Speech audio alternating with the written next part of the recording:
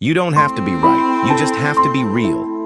We live in a world where being right feels like everything. In debates, on social media, in conversations with loved ones, it's like we're constantly fighting to win, not to understand. But let me tell you something. Being right isn't what makes you wise. Being real is. Real enough to say, I don't know everything. Real enough to admit, I was wrong. Real enough to look someone in the eye and say, help me understand your side.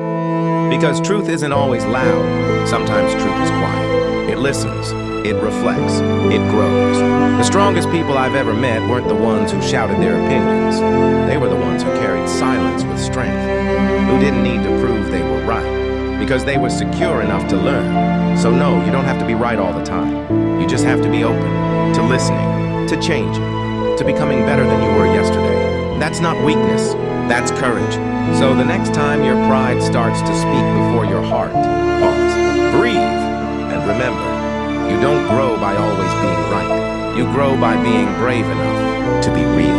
We live in a time where being right has become a currency. People chase arguments like trophies. We scroll past truth just to repost what makes us look smart.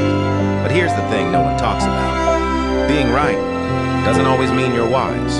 And winning an argument doesn't mean you've won anything that truly matters. Wisdom starts where ego ends.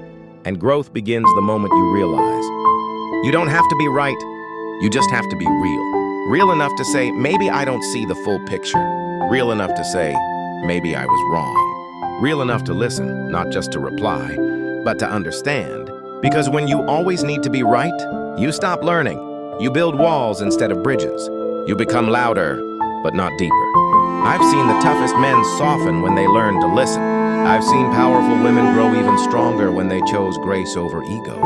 And I've seen hearts connect, not through shouting, but through silence.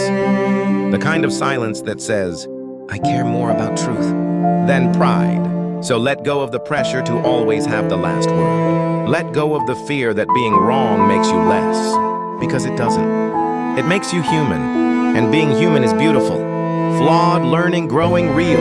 So the next time your voice starts rising just to be heard, let your soul speak instead. The kindest people I know don't always win the debate, but they always win respect. Because they're not trying to be perfect. They're just trying to be real.